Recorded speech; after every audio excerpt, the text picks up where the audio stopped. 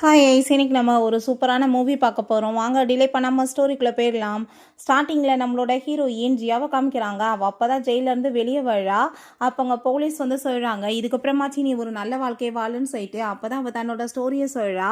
சூசி என்னோட பையன் சூச்சுவை car accident பண்ணி கொலை பண்ணிட்டா. என் பையன் அந்த இடத்துல வந்துட்டு இறந்து போயிட்டான்.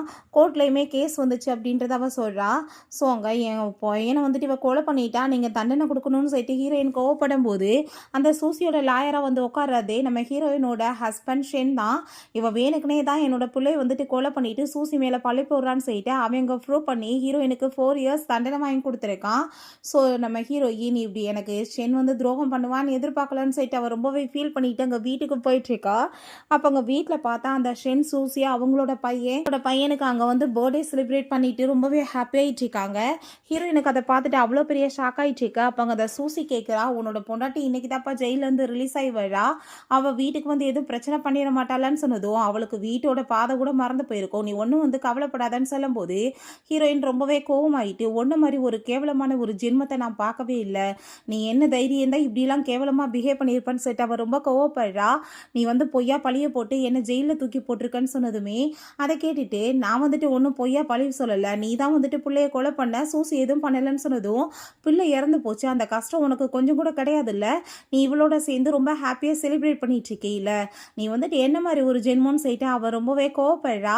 அப்போ அந்த சூசி உடனே ட்ராமா பண்ணிட்டு, ப்ளீஸ் சிஸ்டர் என்ன மன்னிச்சிருங்க அப்படின்ற மாதிரி அவங்க வந்துட்டு சொல்லிட்டு பேசுகிறா. நான் எதுவுமே பண்ணலைன்னு சொல்லிட்டு இருக்கா. ஹீரோயின் செம கடுப்பாய் போயிட்டு, மரியாதையை இந்த வீட்டை விட்டு வெளியே போயிரு, இல்லைன்னு வச்சுக்கோமே நான் கண்டிப்பாக உன்னை கொலை பண்ணிடுவேன்னு சொல்லிட்டு அவள் மிரட்டினதுமே அப்போ அந்த ஷென்மே நீ வந்துட்டு கிளம்புன்னு சொன்னதும் அவள் பிள்ளையத்துக்கு கூட்டிகிட்டு அவங்க இருந்து போகும்போது அங்கே ஒரு பாஸ்டர் ஒரு விஷயத்தை காமிக்கிறாங்க. சின்ன வயசுலேருந்து 2 பேருமே ஒரு நல்ல ஃப்ரெண்ட்ஸாக இருந்திருக்காங்க. அப்போ அங்கே நம்ம ஹீரோயிட்ட ஷென் சொல்லியிருக்கான், நான் வருங்காலத்தில் ஒரு பெரிய லாயர் ஆகி உன்னை நல்லபடியாக பார்த்துக்குவேன்னு சொல்லியிருக்கான். இப்போ ஹீரோயின் இவன் லாயர் ஆயினமும் ஆயிட்டான், பட் வந்துட்டு இவன் எனக்கே துரோகம் பண்ணியிருக்கான் அப்படின்ற சைட்டை அவ ரொம்பவே ஃபீல் பண்ணிட்டு இருக்கா. இதுக்கப்புறமே உன் கூட சேர்ந்து என்னால் இருக்க முடியாது, நீ எனக்கு டைவர்ஸ் கொடுத்துருன்னு சொல்லிட்டு அவள் கேட்குறா. அப்போ அங்கே அவே நீ என்ன பேசிட்டு இருக்க, நான் கண்டிப்பாக உன்னை என்னை விட்டு விலகி போகவே விட மாட்டேன், நீ என் கூட தான் சேர்ந்து இருந்தாகணும்னு சொன்னதும் அவளை பண்ணவளுக்கு சப்போர்ட் பண்ணியிருக்க. ரெண்டாவது அவ கூட சேர்ந்து தப்பான உறவுல இருந்து நீ வந்து வேற ஒரு பிள்ளையுமே பெற்று வச்சிருக்க, உன் கூட சேர்ந்து நான் இருக்கணுமா, மரியாதையோட நீ எனக்கு டைவர்ஸ் கொடுத்துருன்னு சொல்லிட்டு அங்கே வந்து சண்டை வந்துட்டுருக்கு. அப்போ அங்கே அந்த சூசி கால் பண்ணிட்டு உங்கள் பையனுக்கு ரொம்ப முடியல நீங்கள் வாங்கன்னு சொன்னதுமே அவங்க கிளம்ப போனதுமே உனக்கு 4 இயர்ஸில் உன் புள்ள செத்து போனதை நினச்சி கொஞ்சம் கூட வந்துட்டு கஷ்டமே இல்லையான்னு சொல்லிட்டு கேட்டதும் செத்தவங்களை நினச்சி கவலைப்பட என்ன இருக்குன்னு சொல்லிட்டு அவன் போனதுமே ஹீரோயினுக்கு அங்கே ரொம்பவே கவலையாயிடுச்சுக்கு. ஸோ அப்போ அங்கே ஹீரோயின் அங்கே குழந்தையோட ஃபோட்டோவை பார்த்துட்டு அவங்க 2 பேரும் சேர்ந்து ஒன்றா இருந்த ஞாபகங்கள்லாம் நினச்சி பார்த்துட்டு அவளுக்கு அவ்வளோ ஒரு கஷ்டமாயிடுச்சுக்கு. வெளியே என்னடா சவுண்டுன்னு சொல்லிட்டு வந்து பார்த்தா அங்கே சூச்சோட எல்லா திங்ஸையுமே அந்த சூசி எடுத்து வச்சுட்டு இருக்கா. எல்லாத்தையும் தூக்கி வெளியே போடுங்கன்னு சொல்லிட்டு அப்போ ஹீரோயின் என்ன தைரியம் தான் என் பிள்ளையோட திங்ஸ் எல்லாமே நீ எடுப்பேன்னு சொன்னதும் இதுக்கு இங்கே டிஸ்டர்பன்ஸா, நானே என்னோட பிள்ளையுமே இங்கே ஷிஃப்ட் ஆக போகிறோன்னு சொன்னதும் உனக்கு என்ன தைரியம் இருக்குது, என் பிள்ளைய கொலை பண்ணிவிட்டு நீ என்னோட வீட்டிலே வந்து இருப்பேன்னு சொல்லிட்டு கண்ணத்தை சேர்ந்து ஓங்கி அரைஞ்சிடுறா. அப்போ அங்கே அந்த ஷென் வந்து நீ எதுக்காக அவன் மேலே கையை வச்சுட்ருக்கன்னு சொல்லிட்டு கேட்டுட்டு கோவப்படுறான். இவங்க வேணுக்குனே என்கிட்ட வந்துட்டு இப்படிலாம் பிஹேவ் பண்ணிட்டு இருக்காங்க, என்னை வந்துட்டு பொய் பழி போடுறாங்க, நான் தான் கொலை பண்ணேன்னு, என் பிள்ளைய என்னையுமே வந்துட்டு ரொம்ப டார்ச்சர் பண்ணுறாங்கன்னு சொன்னதும் அவன் ரொம்ப கோவமாயிட்டு, நீ இப்போ பண்ணது ரொம்பவே தப்பு, மரியாதையோட நீ வந்துட்டு அவட்ட மன்னிப்பு கேளுன்னு சொன்னதும் என் பிள்ளைய கொலை பண்ணவட்ட நான் மன்னிப்பு கேட்கணுமா, உனக்கு கொஞ்சம் கூட மனசாட்சியே இல்லையா, நான் திரும்பவும் கேட்குறேன், உன் பிள்ளையோட ஞாபகம் உனக்கு வரலையான்னு சொன்னதும் சேம் பதில் தான் வருது, செத்தவங்களை வந்துட்டு நினச்சி என்ன பண்ணுறது, இப்போ வந்து எனக்கு இன்னொரு பிள்ளை இருக்குது, நான் அவனை வந்து பார்த்துக்கிறணும், உனக்கு வந்துட்டு பிள்ளையோட ஞாபகம் இருக்குன்னு எனக்கு தெரியுது, பட் ஒன்றும் கவலைப்படாத, நீ வந்து நம்ம சூசியோட குழந்தைய உன்னோட குழந்தையா நினச்சிக்கணும்னு சொல்லிட்டு அங்கே பேசினதுமே மரியாதை நீ வாயை மூடிட்டு பேசாமல் இருந்துக்கோ, என் பிள்ளைய நான் எப்பயுமே வந்துட்டு மறக்கவும் மாட்டேன், உன்னை நான் மன்னிக்கவும் மாட்டேன்னு சொல்லிட்டு அவ கோவப்படுறா. பிறகு அங்கே சாப்பிட்டுட்டு இருக்கும்போது நம்ம ஹீரோயினுக்கு அங்கே பையனுக்கு பிடிச்ச சாப்பாடுலாம் இருக்கவுமே அவன் கூட சேர்ந்து இருந்தீங்க அவங்கெல்லாம் வந்துட்டு இருக்கா ரொம்பவே ஃபீல் பண்ணிட்டு இருக்கும் போது அப்போ அந்த சூசி அவளோட பையனோட சேர்ந்து வரா.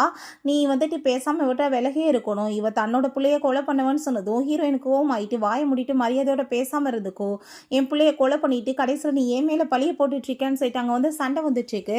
அப்போ அங்கே அந்த ஷென் வரா, என்னாச்சு திரும்பன்னு சொல்லிட்டு கேட்கும்போது இவ எப்போ பார்த்தாலுமே பிள்ளைய கொலை பண்ணன்னு ஏன் மேலே பழிய போறான்னு சொன்னதும் நீ எதுக்காக எப்பயுமே வந்துட்டு இப்படி சூசிட்ட வந்து ப்ராப்ளம் பண்ணிட்டு இருக்க, உனக்கு கொஞ்சம் கூட வந்துட்டு வந்துட்டு அறிவே கிடையாதா? 2 பேரும் ஒரே வீட்டில் சேமாக இருக்க முடியாதான்னு சொல்லிட்டு அவன் கேட்டதும், நீ என்ன நினச்சிட்டு இருக்க? நான் வந்துட்டு இப்படியே விட்டுருவேன்னு நினைக்கிறியா? என் பிள்ளையோட சாவுக்கு கண்டிப்பாக நான் பழி வாங்காம விட மாட்டேன்னு சொல்லிட்டு அவள் ரொம்பவே கோவப்பட்டதுமே, நீ பேசிட்டு இருக்கிறதுக்கு உனக்கு திரும்ப நான் வந்துட்டு ஜெயிலுக்கு அனுப்பணும்னு நினைக்கிறேன்னு சொல்லிட்டு அவன் ரொம்ப கோவப்படுறான். ஸோ ஹீரோயின் அதுக்கப்புறங்க பிள்ளையோட டெத் ஆனிவர்சரி அதுக்காக அங்கே வந்துட்டு போய் அங்கே வந்து அவனுக்கு பிடிச்ச திங்ஸ் எல்லாமே வச்சுட்டு ரொம்பவே கவலைப்பட்டுச்சுக்கா. அப்போ அந்த சூசி அங்கே வந்துட்டு, உன் பிள்ளைய நான் தான் கொலை பண்ணேன், பட் இப்போ வரைக்கும் உனக்கு நான் வந்து ப்ரூவ் பண்ண முடியுதா? நீ இப்படியே தான் வந்துட்டு அழுதுகிட்டே சாக வேண்டியதான்னு சொன்னதுமே, நீ ஏன் இப்படி கேவலமான ஒரு ஜென்மமாக இருக்க? என் பிள்ளையோட சமாதிக்கு வந்தேன்னா நான் கொலை பண்ண விட மாட்டேன்னு சொல்லிட்டு அவள் ரொம்பவே கோவப்படுறா. ஃபீல் பண்ணி அங்கே பிள்ளையோட சமாதியில் அழுதுட்டு, அம்மாவால் உன்னை காப்பாற்ற முடிய போச்சேடான்னு சொல்லிட்டு ரொம்ப ஃபீல் பண்ணுறா.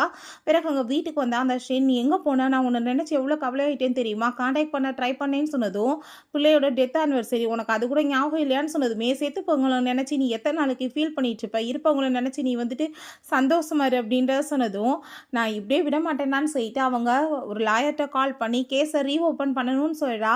ஸோ அங்கே லாயர் ஷாவுமே போய் மீட் பண்ணுறா. அப்போ அங்கே ஷாவு வந்து சாரி கேட்குறாரு. நான் உன்னோட கேஸை வந்து வாதாடினேன், பட் என்னால் வந்து ப்ரூஃப் எதுவுமே சரியாக சப்மிட் பண்ண முடியாமல் கேஸை நம்ம தோற்று போயிட்டோம். நான் வந்து இப்போயுமே அதுக்காக ரொம்ப ரிக்ரெட் பண்ணிகிட்ருக்கேன். பட் நான் இப்போ எவிடன்ஸ் உனக்காக கண்டுபிடிச்சிருக்கேன், சிசிடிவி ஃபுட்டேஜ் இருக்குது இந்தான்னு சொல்லிட்டு அங்கே பென்ட்ரைவ் கொடுக்குறாரு. நீ கேஸை ரீஓப்பன் பண்ணால் கண்டிப்பாக இந்த டைம் நீ தான் வின் பண்ணுவ அப்படின்றத சொல்கிறாரு.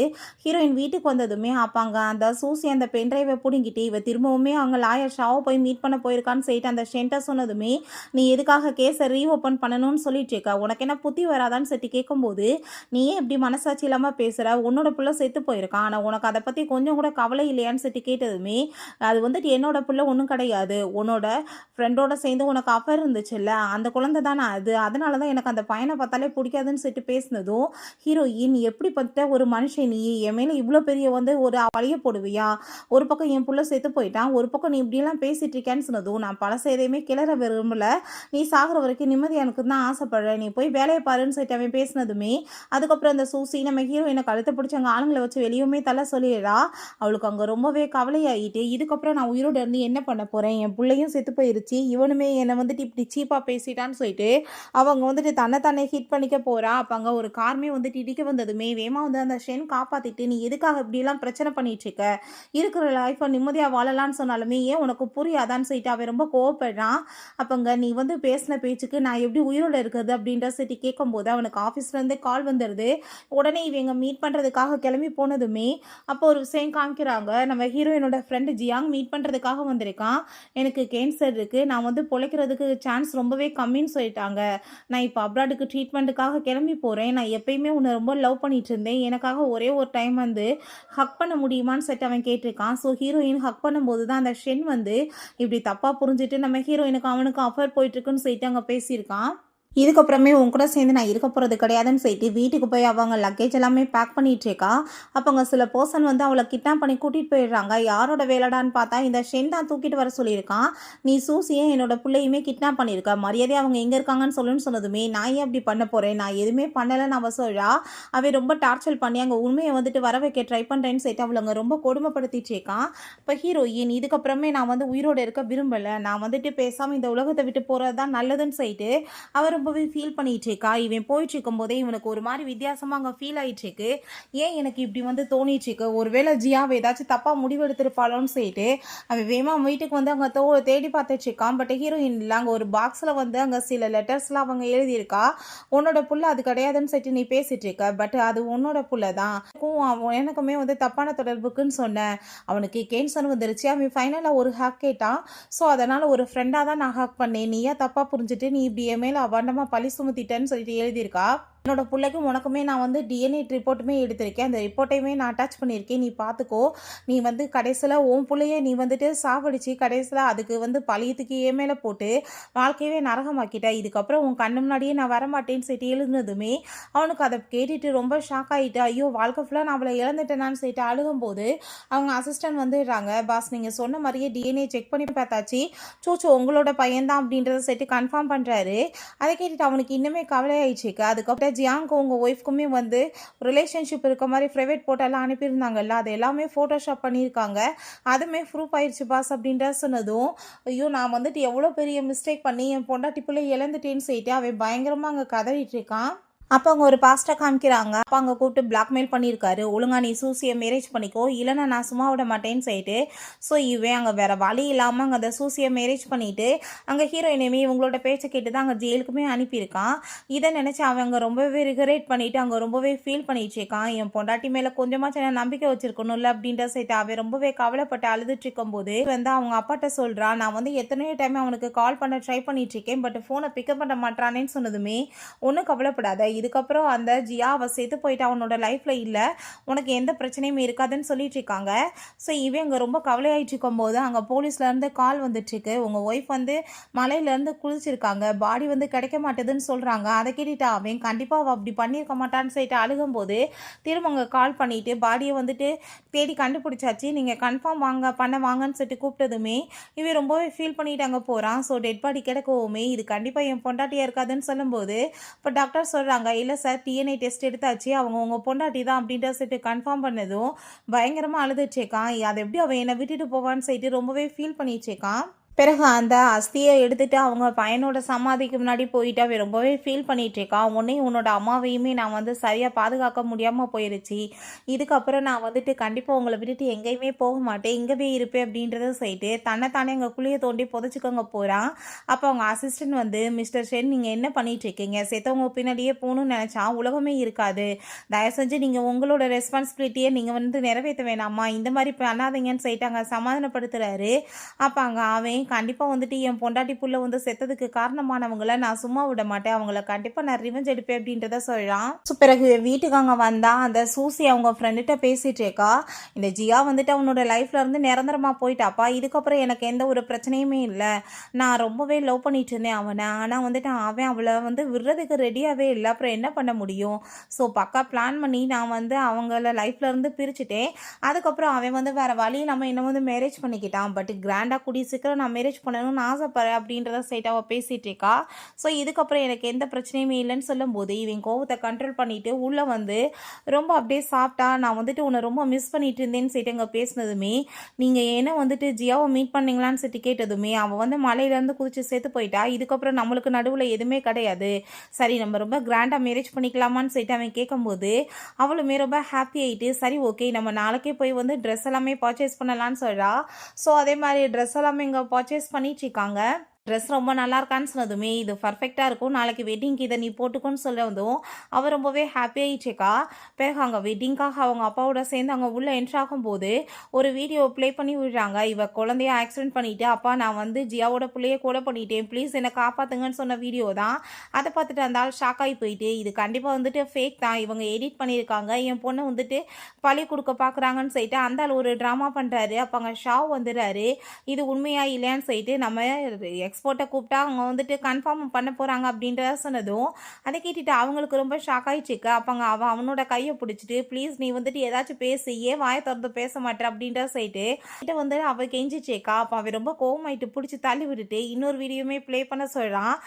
என்ன கூப்பிட்டு நீ ஒழுங்கா என் பொண்ணை மேரேஜ் பண்ணிக்கோ, அப்படி இல்லைனா நான் கண்டிப்பாக உன் பொண்டாட்டியை கொலை பண்ணிடுவேன் காரு. ஸோ இதனால தான் வேறு வழி இல்லாமல் என் பொண்டாட்டியை காப்பாற்றுறதுக்காக நான் ஜெயிலுக்கு அனுப்ப வேண்டியதாயிருச்சு, நான் இதெல்லாமே என் பொண்டாட்டிக்காக தான் பண்ணேன் அப்படின்ற சைட்டை அவன் ரொம்ப கோவப்படுறான். அப்போ அவன் நீ என்ன பேசிகிட்டு இருக்க, நான் உன்னை ரொம்ப லவ் பண்ணிட்டு இருக்கேன், உனக்காக தான் நான் இவ்வளவுமே பண்ணேன், பட் நீ கொஞ்சம் கூட என் மேலே லவ்வே பண்ணலையான்னு சொல்லிட்டு கேட்கும்போது உன் மேலே எனக்கு லவ்வே கிடையாது, நான் எப்பயுமே வேற வழி இல்லாமல் என் பொண்டாட்டியை காப்பாற்றணுன்றதுக்காக கட்டாயத்தினால தான் இருந்தேன், நீ என்ன தைரியம் தான் என் பொண்டாட்டி பிள்ளைய என்கிட்ட பறிச்சிருப்ப, இதுக்கான பனிஷ்மெண்ட் உனக்கு கண்டிப்பாக இருக்குன்னு சொல்லிட்டு அங்கே போலீஸுமே பிடிச்சி கொடுத்துடுறாங்க. அங்கே வீட்டுக்கு கிளம்பி அங்கே ஃபீல் பண்ணிகிட்டே போயிட்டுருக்கான். அப்போ அங்கே நம்ம ஹீரோயினை ரோட்டில் பார்த்துட்டு அவன் ரொம்ப ஷாக் ஆகி போயிட்டு என் பொண்டாட்டின்னு சொல்லிட்டு எல்லா இடத்துலையுமே போய் தேடினதுமே, சார் நீங்கள் என்ன பண்ணிட்டு இருக்கீங்க, அவங்க இறந்து போயிட்டாங்க, அவங்க எப்படி போய் ரோட்டில் இருப்பாங்கன்னு சொன்னதும் எனக்கு கண்டிப்பாக தெரியும், அவள் உயிரோட தான் இருக்கா, நீங்கள் இதை பற்றி விசாரிங்க அப்படின்றத அவன் சொல்கிறான். பிறகு அங்கே அதே மாதிரி அங்கே விசாரித்து அவர் டீட்டெயில்ஸ் எல்லாமே கொண்டு கொடுக்கும்போது அவங்க இறந்து போயிட்டாங்கன்னு சொல்லிட்டு நியூஸ் தெரிஞ்சதுமே அவங்க ஃப்ரெண்ட் தான் பாடியை ஃபஸ்ட்டு கலெக்ட் பண்ண வந்திருக்காங்க. அதுக்கப்புறம் அங்கே மார்ச்சியில் கூட இருந்ததுமே அவங்களோட ஃப்ரெண்டு தான் டாக்டராகவுமே இருந்திருக்காங்க. ஸோ அவர் தான் ஏதோ பண்ணி அவங்கள காப்பாற்றிருக்காருன்னு நினைக்கிறேன் அப்படின்றத சொல்லிட்டு சொல்லிட்டு இன்ஃபார்ம் பண்ணுறாங்க. ஸோ அவரை பிடிச்ச நம்ம உண்மைகளை கண்டுபிடிச்சிடலான்னு சொல்கிறாங்க. பிறகு அங்கே நம்ம ஹீரோயின் பார்த்தா அவங்க ஃப்ரெண்டோட சேர்ந்து தான் இருக்கா. அவன் நீ இதை பற்றியுமே கவலைப்படாத, உனக்கு எல்லா விதத்துலையுமே நான் ஹெல்ப் பண்ண ரெடியாக இருக்கேன்னு சொன்னதுமே அவளுமே ரொம்பவே ஹாப்பி ஆகிட்டங்க, தேங்க்யூ சொல்லிட்டேக்கா. என் பையனோட ஒரே ஆசை சைனா ஃபுல்லாமே ட்ராவல் பண்ணணும் தான். நான் என் பையனோட ஆசையை வந்துட்டு நிறைவேற்றணும்னு நினைக்கிறேன்னு சொல்லிட்டு அவங்க பேசினதுமே நீ வந்துட்டு எதுக்காக கவலைப்படாத, உனக்காக நான் சப்போர்ட் பண்ணுறேன்னு அவன் சொல்லிட்டேக்கான். அதே மாதிரி அங்கே அமேஸ்மெண்ட் பார்க்குமே போயிட்டு அங்கே ரொம்பவே ஹாப்பியாக அங்கே வந்துட்டு விளையாண்டுட்டு இருக்காங்க. பிறகு அங்கே மலையேறதுக்காக போகிறாங்க. போயிட்டுருக்கும் போதே ஹீரோயின் ஸ்லிப் ஆகி கீழே விழுந்ததுமே அங்கே காப்பாற்றுறேன்னு சொல்லிட்டு அவங்க ஃப்ரெண்டுமே கீழே வந்து அவனுக்குமே அடிபட்டுது. ஸோ அவங்க மலையேறவங்க எதுவுமே பார்க்காம அவங்ககிட்ட போனதுமே அங்கே ரொம்பவே வந்துட்டு ஹீரோயின் பயந்து போயிடுறா. ஒன்றும் கவலைப்படாத, நான் வந்து டீமுக்கு கால் பண்ணிவிட்டு அவங்க காப்பாற்ற வந்துடுவாங்க. ஆனால் ரொம்ப இருட்டிடுச்சு, நம்ம வந்து ஒரு சேஃபான பிளேஸ்க்கு போய் உட்காந்துக்கிறணும், அதான் நல்லதுன்னு சொல்லிட்டு அவங்க 2 பேருமே அங்கே தீயலாமே பற்ற வச்சுட்டு அங்கே உட்காந்துட்ருக்காங்க. ஹீரோயின் ரொம்பவே தேங்க்யூ சொல்லிட்டு இருக்கா, இப்போ வரைக்குமே ஹெல்ப் பண்ணிட்டு இருக்கிறதுக்கு. அப்போ அங்கே அவளுக்கு தூக்கம் வந்து தூங்கும்போது கனவுல அவன் வந்து பையன்தான் வந்துட்டுருக்கான். ரொம்பவே வந்துட்டு அந்த பையங்க வந்து கவலைப்பட்டுட்ருக்கான். அம்மா நீங்கள் எப்போ பார்த்தாலும் என்னை பற்றி யோசிச்சுட்டு இருக்காதீங்க, உங்களுக்குன்னு ஒரு லைஃப் இருக்குல்ல, நான் இங்கே ஹாப்பியாக தான் இருக்கேன், நீங்கள் உங்களோட லைஃப்பை வாழுங்கன்னு சொல்லும்போது அங்கே கண்ணை முழிச்சு பார்த்துட்டு அங்கே அவங்க ஃப்ரெண்டுகிட்ட இந்த விஷயங்கள் எல்லாத்தையுமே சொன்னதுமே நீ எதை பற்றியும் கவலைப்படாத, இதை தான் நான் உனக்கு சொல்லிகிட்ருக்கேன், நான் எப்பயுமே உனக்கு சப்போர்ட்டாக இருப்பேன், நீ எதை பற்றியுமே வந்துட்டு யோசிக்காத, ஓகேவா அப்படின்றத அவன் சொல்கிறான். அங்கே அவள் ரொம்பவே தேங்க்யூ சொல்லிட்டுருக்கா. நீ மட்டும் இப்போ என் லைஃப்பில் இல்லைன்னு வச்சுக்கோமே, நான் கண்டிப்பாக ஃபீல் பண்ணணும்னு சொன்னதும் அப்படி உனக்கு என்றைக்குமே நான் விட மாட்டேன், எப்பயுமே உன்னை நல்லபடியாக நான் பார்த்துக்குவேன், நீ ஏன் கவலைப்படுற அப்படின்றத அவன் சொல்கிறான். பிறகு வீட்டில் ஐயா ரொம்ப தண்ணி போட்டுட்டு பொண்டாட்டி நினச்சே ஃபீல் பண்ணிகிட்டே இருக்காரு. கண்ணுக்கு முன்னாடி ஹீரோயின் தெரிஞ்சதுமே அங்கே ஜியா திரும்ப வந்துட்டியான்னு சொல்லிட்டு அவன் இங்கே கீழே விழுந்து பிளட்டாக வாமிட் எடுத்துட்ருக்கான். அப்போ அங்கே அசிஸ்டன்ட் வந்து காப்பாற்றிட்டு, சார் நீங்கள் என்ன பண்ணிகிட்ருக்கீங்க, செத்தவங்களை நினச்சி கவலைப்படக்கூடாதுன்னு நீங்கள் தானே சொன்னீங்க, இப்போ ஏன் அதே வேலையை நீங்கள் பண்ணுறீங்கன்னு சொன்னதுமே அவள் என் பொண்டாட்டி நான் அவளை ரொம்ப லவ் பண்ணிகிட்டு இருந்தேன், நான் வேற ஒருத்தி பேச்சை கேட்டு கடைசியில் அவன் மேலே இவ்வளோ ஒரு பெரிய பழியை போட்டுட்டேன்ல, அதை எப்படி என்னால் மறக்க முடியும், மன்னிக்க என்னால் எப்படி முடியும், நான் வந்துட்டு கண்டிப்பாக வந்து உயிரோடு இருக்க தகுதி இல்லாத சொல்லிட்டு அவன் ரொம்ப ஃபீல் பண்ணிட்டு இருக்கான். அப்போ அங்கே அவர் நீங்கள் வந்துட்டு இப்படி கவலைப்படுறதுனால செத்தவங்க திரும்ப வரப்போகிறது கிடையாது, நீங்கள் வந்து இப்படிலாம் பண்ணீங்கன்னா உங்கள் கம்பெனி யார் பார்த்துக்குவாங்க, உங்கள் பேரண்ட்ஸ்க்கு இதை நினச்சி கவலையாக இருக்காதா, தயவு செஞ்சு நீங்கள் வந்துட்டு நாளைக்கு ஆஃபீஸ் வந்து ஜாயின் பண்ணுங்க அப்படின்றத சொன்னதும் அவனுமே எங்கள் ஆஃபீஸ்க்கு கிளம்பி போனான். அப்போ அந்த ஜியா வந்துட்டு ப்ளீஸ் என்னை வந்துட்டு மன்னிச்சிரு, என்னை காப்பாற்று, உனக்காக தானே நான் இதெல்லாம் பண்ணேன், இப்போ போலீஸ் ஸ்டேஷனுக்கு போக விரும்பலன்னு சொன்னதுமே அப்போ பண்ணது மட்டும் இல்லாமல் நீ போய் சொல்லி என்னை இத்தனை நாளாக ஏமாற்றிருக்க, ரெண்டாவது என்னோட பொண்டாட்டியுமே சூசைட் பண்ணிக்கிற லெவலுக்கு நீ தூண்டி இருக்க, ஒன்றை மாதிரி ஒரு லேடியை நான் எப்படி மன்னிப்பேன், அப்படி நான் உன்னை மன்னிக்கணும்னா நீ என் பொண்டாட்டிட்ட வந்து சாரி கேளுன்னு சொல்லிட்டு அவன் நீடன் பண்ண வச்சு அங்கே வீட்டுக்கு முன்னாடி சாரி கேட்க வச்சுருக்கேன். ஸோ பிறகு அங்கே சமாதியுமே கொண்டு போய் அங்கே வச்சுட்டு சாரி கேட்க சொன்னதும் அவள் அப்படியே சாரி கேட்டுகிட்டே மயக்கமாயிடுறா. பிறகு கண்ணை முடிச்சு பார்த்தா ஹாஸ்பிட்டலில் தான் இருக்கா. நீ வந்து என்ன பண்ண, எதுக்காக என்ன ஹாஸ்பிட்டல் கொண்டு வந்து அட்மிட் பண்ணியிருக்கான்னு சொன்னதும் நான் வந்துட்டு நீ என்னோட பிள்ளைய கொலை பண்ண, அதே மாதிரி நான் உன் பிள்ளைய கொலை பண்ணிட்டேன்னு சொன்னதும் அதை கேட்டு அவள் ஷாக் ஆகி போயிட்டு என்ன பேசிகிட்டு இருக்கா, வயிற்றுல இருந்த குழந்தை வந்து உன்னோடது, நீ எப்படி வந்துட்டு அதை அபார்ஷன் பண்ண வைக்கலான்னு சொன்னதுமே நீ வந்து என் பிள்ளை வந்துட்டு உயிரோட நடமானவனை கொலை பண்ண, வயிற்றுக்குள்ளே இருக்க குழந்தை சேர்த்தா எனக்கு என்ன, நீ என்கிட்ட எவ்வளோ பெரிய பொய் சொல்லி ஏமாத்திருக்க, ஜூன் வந்து எனக்கு பிறந்த பையன் நீ என்கிட்ட சொன்னையே, அவன் எனக்கு பிறந்த பையன் கிடையாது, அது வந்து வேற ஒருத்தனுக்கு நீ வந்து கன்சீவ் வந்து பிள்ளைய பெற்று வச்சுட்டு கடைசியில் ஏன் மேலே பழிய போட்டிருக்க, அதை அந்த குழந்தைக்கு ரெஸ்பான்சிபிலிட்டி எடுத்துக்கிறதுக்காக தானே நான் உன்னை மேரேஜ் பண்ணிக்கிறேன்னு சொல்லிட்டு வாக்கு கொடுத்தேன், நீ எப்படி என்கிட்ட இந்த மாதிரி சீப்பாக பிஹேவ் பண்ணலான்னு சொன்னதும் கண்டிப்பாக அப்படிலாம் இல்லை, ஜூன் உன்னோட பிள்ளை தான் சொல்லும்போது அவளோட எக்ஸ் பாய் ஃப்ரெண்ட் ஒருத்தனை அடிச்சு அங்கே இழுத்துட்டு வராங்க. இப்போ என்ன உண்மையோ நீ சொல்றியான்னு சொல்லிட்டு அவன் கேட்டதுமே அங்கே அவன் வந்துட்டு எல்லாத்தையுமே சொல்ல ஆரம்பிச்சிடுறான். கொஞ்ச நாளைக்கு முன்னாடி அவள் என்னை வந்து மீட் பண்ணிட்டு கன்சீவ் ஆகணும்னு நினச்சா, ஸோ அதுக்காக என்கிட்ட காசெல்லாம் போய் கொடுத்து என் கூட சேர்ந்து ஒன்றா நைட்டை ஸ்பெண்ட் பண்ணி கன்சீவாமே ஆனால் அந்த பழையத்துக்கு ஓமையில் போட்டு அது உன்னோட பிள்ளைன்னு சொல்லிட்டா, எனக்கு ஏகப்பட்ட காசை கொடுத்து என்னை அப்ராடுக்குமே அனுப்பி வச்சுட்டா அப்படின்ற விஷயத்த அவன் சொல்கிறான்.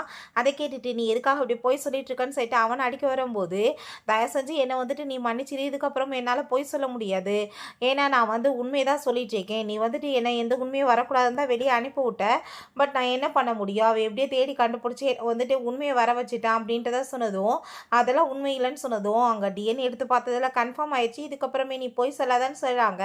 அப்போ அங்கே நம்ம அஸ்டேன்னு சொல்கிறான், இவள் இதுக்கப்புறம் வந்துட்டு இங்கே என் கண்ணு முன்னாடியே இருக்கக்கூடாது, சாகுற வரைக்கும் இவள் ஜெயிலேருந்து வெளியே வரக்கூடாது, இவளை கொண்டு போய் இருக்கிற எல்லா காசையும் போட்டு உள்ள தூக்கி போடுங்கன்னு சொல்லிட்டு அனுப்பி விடுறான். பிறகு அங்கே நம்ம ஷேன் அங்கே பொண்டாட்டி பிள்ளையோட ஃபோட்டோவை பார்த்துட்டு ரொம்ப ஃபீல் பண்ணிகிட்டு இருக்கான். அவன் சொல்கிறான், 5 இயர்ஸாக நான் வந்து தேடிட்டு இருக்கேன் அவளை, பட் இப்போ வரைக்குமே அவள் கிடைக்கல எனக்கு. நான் ஏகப்பட்ட ஆர்ஃபனேஜுக்கு எல்லாமே வந்து காசு டொனேட் பண்ணிகிட்ருக்கேன். என் பிள்ளைக்கு நான் பண்ண முடியாத மற்ற பிள்ளைங்களுக்கு பண்ணிகிட்ருக்கேன். அதுக்கப்புறம் ஒரு பையனையுமே அவன் வந்து தத்தெடுத்து வச்சுருக்கான். அந்த பையனுக்கு ஹார்ட் டிசீஸ் இருக்குது. அப்போ அங்கே கண்டிப்பாக வந்து, அப்பா நீங்கள் என் கூட சேர்ந்து வெளியே சுற்றி பார்க்க வரீங்களான்னு சொன்னதும், உனக்கு டிசீஸ் சரியாகட்டும், அப்பா கண்டிப்பாக வந்துட்டு எல்லா இடத்துக்கும் கூட்டிகிட்டு போகிறேன்னு சொன்னதும், அந்த பையனுமே ஹாப்பிட்டு போயிட்டுருக்கான். மெடிசன் ஃபஸ்ட்டு சாப்பிடுன்னு சொல்லும்போது வந்துட்டு, என்னோட பொண்டாட்டி நான் தேடி கண்டுபிடிக்கணும், அதான் என்னோட லைஃபோட லட்சியமே அவன் சொல்கிறான். இங்கே நம்ம ஹீரோயின் பார்த்தா ஒரு பெரிய வந்து சக்ஸஸ்ஃபுல்லான டாக்டராக மாறிடுறா. அவளுக்கு ஏகப்பட்ட அவார்ட்ஸ் எல்லாமே கொடுத்துட்ருக்காங்க. அப்போ அங்கே நம்ம ஜியாங் வந்ததுமே அவள் ரொம்பவே தேங்க்யூ சொல்கிறா. இப்போ வரைக்குமே நீ இல்லைனா எனக்கு வந்துட்டு இந்த லைஃபே இல்லைன்னு சொல்லிட்டு, நான் வந்து இதில் வந்து பெருசாக என்ன பண்ணிட்டே சொல்லு, நீ வந்து திறமைசாலி, அதனால தான் உனக்கு வந்துட்டு எல்லாமே சக்ஸஸ்ஃபுல் ஆகிட்டுருக்கு. வந்துட்டு ஒரு பெஸ்ட்டான வந்துட்டு ஒரு டாக்டர், இந்த அவார்டு வந்துட்டு இப்போ வரைக்கும் யாருமே கிடைச்சதில்ல தெரியுமா? இருக்க மெடிசன் எல்லாமே ரொம்பவே சக்ஸஸ்ஃபுல்லானது, அதனால தான் உனக்கு இப்படி அவார்டு கொடுத்துருக்காங்க நம்ம சொல்லிட்டு பாராட்டுறான். ஸோ நம்ம ஹீரோயின்மே ரொம்பவே ஹாப்பி ஆகிட்டு, சரி ஓகே நம்ம 2 பேருமே சேர்ந்து நைட்டு டின்னர் சாப்பிட்லாம், நான் உனக்காக குக் பண்ணுறேன் வீட்டுக்கு வான்னு சொல்கிறா. ஸோ அவங்க குக் பண்ணிட்டு இருக்கும்போது கையில் அடிப்பட்டதுமே அவன் கேர் பண்ணிட்டு இருக்கான். நீ எதுக்காக இப்போ வந்து குக்கெலாம் பண்ணிட்டு இருக்க, வா உனக்கு மெடிசன் போட்டு வரேன்னு சொல்லிட்டு மெடிசன் போடும்போது அவளுக்கு ஹஸ்பண்ட் எப்படி போட்டு அடித்து டார்ச்சர் பண்ணான்ற விஷயம் ஞாபகம் வருது. அவன் எப்பயுமே என்னை வந்துட்டு கேர் பண்ணிக்கிட்டதே கிடையாது, பட் இவன் அப்படி கிடையாது, எப்பயுமே என்னை கேர்ஃபுல்லாக அங்கே வந்துட்டு அவன் பார்த்துக்கிறான், என் மேலே எவ்வளோ வந்துட்டு அக்கறை காட்டுறான்னு சொல்லிட்டு அவள் ரொம்பவே வந்துட்டு ஃபீல் பண்ணிகிட்டு இருக்கா. நீ வந்துட்டு சமைக்க வேணாம், நீ போய் வெயிட் பண்ணு, உனக்காக நான் ஃபுட்டு வந்து ரெடி பண்ணி கொண்டு வரேன்னு சொல்லிட்டு இவனே அங்கே வந்துட்டு சமையல் பண்ணி கொண்டு வந்து வைக்கிறான். இப்போ ஹீரோயின், என் பையனோட சமாதிக்கு போய் நான் ரொம்ப நாள் ஆச்சு, என் பையனை நான் பார்க்கணுன்னு ஆசைப்பட்றேன், நாங்கள் போகணுன்னு சொன்னதும், கண்டிப்பாக நீ சைனா வந்ததுலேருந்து போயிட்டு வரலான்னு சொல்லும்போது, நான் வந்து என்னோட பையனை வந்து தான் காப்பாற்ற முடியாமல் போயிடுச்சு, பட் ஹார்ட் டிசீஸ் உள்ள பிள்ளைங்க எல்லாத்துக்குமே நான் வந்து ட்ரீட்மெண்ட் பண்ணி அவங்கள காப்பாற்றணும்னு நான் வந்து நினைக்கிறேன். அதுக்காக ஏகப்பட்ட மெடிசன் எல்லாமே ரிசர்ச் பண்ணிகிட்ருக்கேன். அது சக்ஸஸ் ஆனதுமே ட்ரீட்மெண்ட் ஸ்டார்ட் பண்ணிடலான்னு அவள் சொல்கிறா. பிறகு பிள்ளையோட சமாதியில் போய் அவங்க டாய் எல்லாமே வாங்கி வச்சு ரொம்ப ஃபீல் பண்ணிகிட்டு இருக்கா. அம்மா இப்போ வந்து ரொம்ப சக்ஸஸ்ஃபுல்லான ஒரு டாக்டராக மாறிட்டேன், ஒன்றை தான் காப்பாற்ற முடியல, இன்னும் ஏகப்பட்ட பிள்ளைங்கள அம்மா காப்பாற்ற போகிறேன், அம்மாவை நீ மன்னிச்சிருவே இல்லை, இத்தனை நாளாக நான் உன்னை வந்து பார்க்காம இருந்ததுக்கு, நான் வந்து சைனாலே இல்லைப்பான்னு சொல்லிட்டு அவள் ரொம்ப ஃபீல் பண்ணிட்டு பேசிகிட்டு இருக்கா. ஸோ அவங்க ரிட்டர்ன் கிளம்பி போனால் ஷென்மே அங்கே வந்துட்டு பூவெல்லாமே எடுத்துகிட்டு வந்துட்டு இருக்கான். ஹீரோயினை பார்த்துட்டாவே ஷாக் ஆகிட்டு, நீ என்னோட பொண்டாட்டி ஜியா தானே, நீ இப்போவே மாஸ்க்கு கண்ணாடி எல்லாமே ரிமூவ் பண்ணுன்னு சொன்னதும், நீ மரியாதை என்கிட்ட பேசிக்கோ, நீ சொல்கிறதுனால நான் ரிமூவ் பண்ணிடுவேனா, நீ யார் இப்படிலாம் பேசுகிறதுக்கு, நீ என்னை வந்து தொந்தரவு பண்ணிட்டு இருக்கேன்னு சொல்லிட்டு நான் போலீஸில் கம்ப்ளைண்ட் பண்ணிடுவேன்னு சொல்லிட்டு அவள் ரொம்ப கோவப்பட்டுட்டு இருக்கா. ஸோ இவனுமே ரொம்பவே ஃபீல் பண்ணிட்டு, அப்போ அது நம்ம பொண்டாட்டி இல்லையான்னு சொல்லிட்டு அங்கே வந்து பூவெல்லாமே வச்சுட்டு இருக்கும்போது அங்கே அந்த டாய் பாக்ஸை பார்த்ததுமே அவனுக்கு ரொம்ப ஷாக் ஆகிட்டுருக்கு. ஏன்னா நம்ம ஹீரோயின் எப்பயுமே குழந்தைக்காக அந்த டாய் வாங்கி கொடுத்துருந்துருக்கா. ஸோ அப்படின்னா நான் பார்த்தது ஜியாதான்னு சொல்லிட்டு அவள் விழுந்தடிச்சு வேமா வந்துட்டுருக்கான். அதுக்குள்ளே நம்ம ஹீரோயின் அங்கே ஜியாங்கோட சேர்ந்து கிளம்பும்போது, உன்னோட ஹஸ்பண்ட் உள்ளே போகிறத பார்த்தேன், உன்னை காப்பாற்றுறதுக்காக நான் வரலான்னு நினச்சேன்னு சொன்னதும், ஒன்றும் பிரச்சனை கிடையாது, அவனுக்கான டவுட் ஆயிடுச்சு, மாஸ்க் ரிமூவ் பண்ண சொன்னால் நான் திட்டி விட்டுட்டு வந்துட்டேன்னு சொல்லிட்டு அவங்க வந்து கிளம்புனதுமே, கண்டிப்பாக அது என் பொண்டாட்டியாக தான் இருக்கும்னு சொல்லிட்டு அசிஸ்டண்ட்டு இதை பற்றி அங்கே டீட்டெயில்ஸ் விசாரிக்க சொன்னதுமே, பாஸ் நம்ம வந்துட்டு இப்போ வரைக்குமே எல்லாத்தையுமே விசாரித்த வரைக்குமே அவங்க வந்துட்டு உயிரோடு இருக்காங்கன்னு எந்த ஒரு அடையாளமே தெரியல பாஸ். ரெண்டாவது அங்கே வந்து சிசிடிவி ஃபுட்டேஜ் எல்லாத்தையுமே ஆல்ரெடி டிலீட் பண்ணியிருக்காங்க. ஸோ வந்துட்டு கன்ஃபார்மாக கண்டுபிடிக்க முடியல பாஸ்ன்னு சொன்னதுமே, கண்டிப்பாக வந்துட்டு எனக்கு தெரியும் அது என் பொண்டாட்டி தான் அவன் சொல்லிட்டு இருக்கான். பிறகு அங்கே மெயின் வந்துட்டு, சார் இப்படி உங்கள் பையனுக்கு ரொம்ப உடம்பு முடியாமல் போச்சுன்னு சொன்னதுமே வேகமாக கூட்டிகிட்டு போய் ஹாஸ்பிட்டலில் சேர்க்குறாங்க. ரொம்பவே ஃபீல் பண்ணிகிட்டு இருக்கான். அப்போ அங்கே ஒரு டாக்டர் சொல்கிறாங்க, புதுசாக ஒரு டாக்டர் வந்திருக்காங்க, அவங்க குழந்தைங்களோட ஹார்ட் டிசீஸ்க்கு மெடிசன் எல்லாமே கண்டுபிடிச்சிருக்காங்க, டிசீஸ் எல்லாத்தையுமே க்யூர் பண்ணிடலான்னு சொன்னதும் அவனுமே சரி நான் வந்து பார்த்துக்கிறேன்னு சொல்கிறான். ஹீரோயை நாங்கள் ஹாஸ்பிட்டலில் ஜாயின் பண்ணுறதுக்காக வந்ததுமே டாக்டர்ஸ் எல்லாருமே ரொம்ப ஹாப்பியாகிட்டு வெல்கம் பண்ணிவிட்டு, நீங்கள் வந்து ஜாயின் பண்ணதை நினச்சி எங்களுக்கு ரொம்ப சந்தோஷமாயிட்டுருக்கு, நம்ம எல்லாருமே சேர்ந்து குழந்தைங்களை காப்பாற்றலான்னு சொல்கிறாங்க. இவன் எங்கள் வீட்டுக்கு கிளம்பி போகிறப்ப அந்த சூசியை பிடிச்சி இழுத்துட்டு வந்திருக்காங்க. எதுக்காக நீ இப்போ என்னை பிடிச்சி இழுத்துட்டு வர சொல்லியிருக்க, நான் வந்து 3 வருஷமாக ஜெயிலில் இருந்தது உனக்கு போதாதான்னு சொன்னதுமே, போதாது, அதனால தான் நான் இழுத்துட்டு வர சொல்லியிருக்கேன், இதுக்கப்புறமே நீ வந்துட்டு ஜெயிலில் இருக்கணும், உனக்கு பனிஷ்மெண்ட் பத்தாதுன்னு அவன் சொல்கிறான். ஹீரோயின் அங்கே ஜாயின் பண்ணதுக்காக அவளுக்கு அவளுக்கு கிராண்ட் அங்கே பார்ட்டி எல்லாமே வச்சிட்ருக்காங்க. அவங்க வந்து பேசிகிட்டு இருக்கும்போது இவன் நம்ம ஹீரோயினை பார்த்துட்டு ரொம்பவே ஹாப்பி ஆகிட்டு, எனக்கு நல்லாவே தெரியும் நீ உயிரோடு இருக்குன்னு, அன்னைக்கு நான் உன்னை தானே பார்த்தேன் அப்படின்றத சொல்கிறான். தயவு செஞ்சு நீ திரும்ப என்னோட லைஃப்பில் வந்துரு. அவள் வந்து என்னை ரொம்பவே சீட் பண்ணி ஏமாற்றிருக்கா. ஜுன் வந்து என்னோட பையனே கிடையாது, போய் சொல்லியிருக்கா. அது அவளோட எக்ஸ் பாய் ஃப்ரெண்டோட பையன்தான். ரெண்டாவது என் புள்ள வந்து நம்ம 2 பேத்துக்கு பிறந்ததுன்றதை நான் கன்ஃபார்ம் பண்ணிட்டேன் அப்படின்றத சொல்லிட்டு பேசுகிறான். உனக்கு இதெல்லாம் சொல்கிறதுக்கு வெக்கமா இல்லையா அப்படின்ற செட்டு ஹீரோயின் கோவப்பட்டுட்டு, உன் லைஃப்பில் வர்றதுக்கு எனக்கு விருப்பம் இருக்குன்னு நீ நினைக்கிறியா? உன் மூஞ்சிலே நான் முழிக்க விரும்பல. நான் இங்கே குழந்தைங்களுக்கு ட்ரீட்மெண்ட் பண்ணுறதுக்காக வந்திருக்கேன். அந்த வேலையை மட்டும் தான் நான் பார்க்க போகிறேன் அப்படின்ற சொல்லிட்டு அவள் ரொம்பவே கோவப்பட்டுட்ருக்கா. அப்போ அவங்க தயவு செஞ்சு நீ இப்படிலாம் பேசாதன்னு சொல்லிட்டு ரிங்கை கொடுத்தாங்க. சாரி கேட்டு திரும்ப அங்கே வந்துட்டு ரீமேரேஜ் பண்ண சொல்லி கேட்டதுமே ரிங்கை தள்ளி விட்டுட்டு, என் மூஞ்சில் முழிக்காமல் இருந்தேன்னா அது நல்லா இருக்கும். ஒன்றை மாதிரி ஒரு ஆளை நான் வாழ்க்கையில் பார்த்துருக்கவே கூடாதுன்னு சொல்லிட்டு ரொம்ப ஃபீல் பண்ணுறா. பிறகு வீட்டுக்கு போயிட்டு நடந்த எல்லாத்தையுமே நம்ம ஜியாங்கிட்ட சொன்னதுமே, அப்போ அவன் நீ எதை பற்றியும் கவலைப்படாத, உனக்காக நான் சப்போர்ட் பண்ண இருக்கேன். அவன் வந்துட்டு எந்த தொந்தரவுமே உன்னை பண்ண மாட்டான். நான் வந்து உனக்காக வந்து எப்பயுமே பக்கபலமாக இருப்பேன் அப்படின்றத சொல்லலாம். குழந்தைங்க ட்ரீட்மெண்ட் பண்ணுறதுக்காக தான் இங்கே வந்திருக்க. கண்டிப்பாக அந்த வேலையை நீ சக்ஸஸ்ஃபுல்லாக முடிப்ப அப்படின்றத சொல்லிட்டு அவன் ரொம்பவே இங்கே வந்துட்டு அவளுக்கு சப்போர்ட்டிவாக பேசுகிறான். பிறகு அங்கே அவன் கண்டிப்பாக நீ என்னோடய லைஃப்பில் திரும்ப வந்தே ஆகணும்னு சொல்லிட்டு அங்கே நம்ம ஹீரோயின்கிட்ட போய் நான் உன்ட்ட மன்னிப்பு கேட்குறதுக்காக தான் வந்திருக்கேன். நான் சாகுற வரைக்கும் இங்கேயே கூட வெயிட் பண்ணுவேன், செத்து கூட போவேன். பட் நான் உன்னை விட்டுட்டு போக மாட்டேன்னு சொன்னதும், நீ இப்படிலாம் ட்ராமா பண்ண வேண்டிய அவசியம்லாம் கிடையாது. உன் கூட சேர்ந்து எனக்கு வாழ்கிறதுக்கு விருப்பமும் கிடையாது. மரியாதை இங்கேருந்து போயிரு. அப்படி உனக்கு ரொம்ப சாகுறதுக்கு ஆசையாக இருந்தால் உன் வீட்டில் போய் சாவு அப்படின்ற சொல்லிட்டு அங்கே நம்ம ஜியாங்கோட சேர்ந்து அவள் கிளம்பி போயிடுறா. பிறகு அங்கே நம்ம ஜியாங்க ஹீரோயின்ட்ட நீ உண்மையிலே ரொம்ப நல்ல பொண்ணு தெரியுமா, உன்னை ஆரம்பத்துலேருந்து எனக்கு ரொம்ப பிடிக்கும். நான் உன்ட்ட என்னோட லவ்வை ப்ரப்போஸ் பண்ணலான்னு நினைக்கும் போது நீ வந்துட்டு என்ன லவ் பண்ணுறேன்னு சொல்லிட்ட. ஸோ என்னால் வந்துட்டு எதுவும் பண்ண முடியாமல் போயிடுச்சு.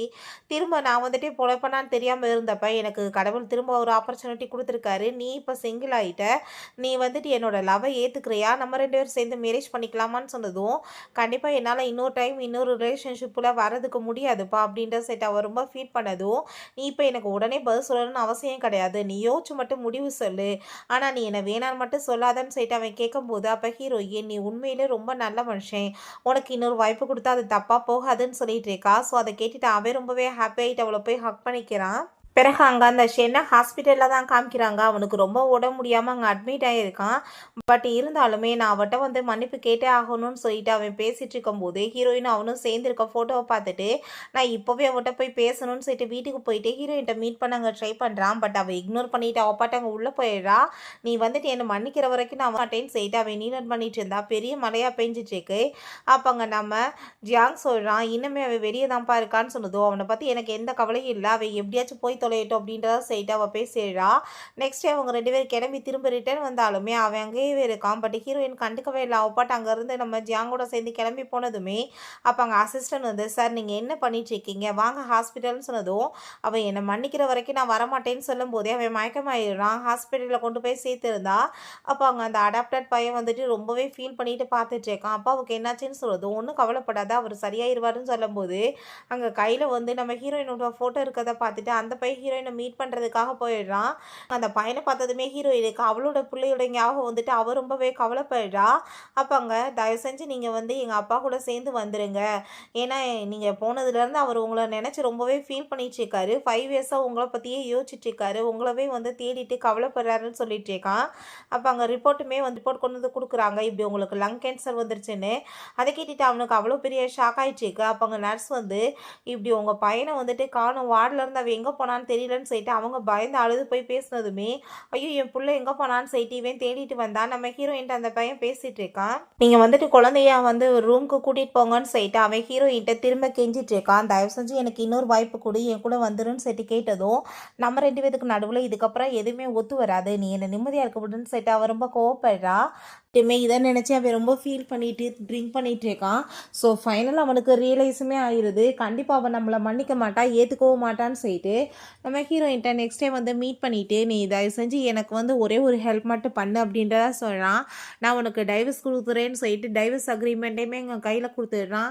ஹீரோயினுமே ரொம்பவே நிம்மதியாகிட்டு அங்கே சைன் பண்ணிடுறா. பட் என் பிள்ளைக்கு வந்துட்டு ரொம்ப உடம்பு முடியாமல் இருக்குது, அவனுக்கு வந்து ஹார்ட் சர்ஜரி மட்டும் பண்ணி நீ அவனை மட்டும் காப்பாற்றிடுன்னு சொன்னதும், கண்டிப்பாக என்னோட டாக்டர் வேலையில் நான் எந்த குறை குறைய வைக்க மாட்டேன், நான் காப்பாற்றிடுவேன் அந்த பையனுக்கு. பட் கரெக்டான ஒரு ஹார்ட் வந்து டொனேட் பண்ணுறவங்க கிடைக்கணும்லன்னு சொன்னதும் நான் கூடிய சீக்கிரம் செத்து போயிடுவேன், என் பிள்ளைக்கு வந்துட்டு நீ வந்து என்னோட ஹார்ட் எடுத்து வச்சிருன்னு சொல்லும்போது ஹீரோயின் ரிப்போர்ட் எடுத்துட்டு அங்கே வந்து நம்ம ஜியாங்க போய் மீட் பண்ணதுமே அவனுக்கு வந்துட்டு கேன்சர் வந்துருச்சு, லாஸ்ட் ஸ்டேஜ், அவன் கண்டிப்பாக பிழைக்க மாட்டான். ஸோ வந்துட்டு நம்ம இதை யூஸ் பண்ணிக்கலான்னு சொல்லும் போதே அங்கே 2 பேரோட நிலைமையுமே ரொம்ப மோசமாயிடுச்சுன்னு சொல்லிட்டு கேட்டதுமே இவங்க பயந்து போய் பார்க்குறாங்க. அவனுக்கு அங்கே ரொம்ப சீரியஸாக இருக்குது. நம்ம ஹீரோயினுக்கு என்னதான் இருந்தாலும் ரொம்ப லவ் பண்ணி மேரேஜ் பண்ணுவேன் இல்லையா, ரொம்ப கஷ்டமாயிடுச்சு கதை பார்க்குறதுக்கு. ஸோ சாகிறதுங்களையுமே வந்து ஹார்ட்டை எடுத்துடலாம்னு சொல்லிட்டு அங்கே ஆப்ரேஷன் தேட்டருக்கு கொண்டு போயிடுறாங்க. 2 பேத்துக்கும் சேம் டயத்தில் அங்கே ஆப்ரேஷன் நடந்துட்டு இருக்கா. ஹீரோயின் அவனோட ஹார்ட் எடுத்து இந்த பையனுக்கு அங்கே ஃபிக்ஸ் பண்ணிட்டு அவனை பார்க்குறான். அவனுமே இறந்து போயிடுறான். அந்த பையனை வந்து வளர்த்துக்கலான்னு சொல்லிட்டு ஹீரோயின் டிசைட் பண்ணுறா. பட் என்னன்னா ஹார்ட்டே இல்லாத ஒரு பர்சன் புள்ள சேர்த்து போனாலும் கவலை இல்லை, செத்தவங்கள பற்றி யோசிக்கணுன்னே அவன் பேசிகிட்டே இருந்தான். பட் அவனோட ஹார்ட் எடுத்தே அந்த வளர்ப்பு பிள்ளைக்கு வைக்க வேண்டிய நிலைமை ஆயிருச்சு. நம்ம ஹீரோயின் ரொம்பவே அங்கே வந்துட்டு எமோஷனலாக உடஞ்சு போய் இருந்ததுக்கு ஒரு நல்ல ஒரு வருங்கால ஹஸ்பண்டுமே கிடைச்சிருக்கான் ஜியாங்கோட உருவத்தில். பிள்ளையோட உருவத்தில் இன்னொரு பையனுமே அவளுக்கு கிடைச்சிருக்கு. உங்களுக்கு இந்த வீடியோ பிடிச்சா கண்டிப்பாக லைக் பண்ணுங்கள், ஷேர் பண்ணுங்கள், கமெண்ட் பண்ணுங்கள் அண்ட் ப்ளீஸ் சப்ஸ்கிரைப் பண்ணுங்கள். Bye guys.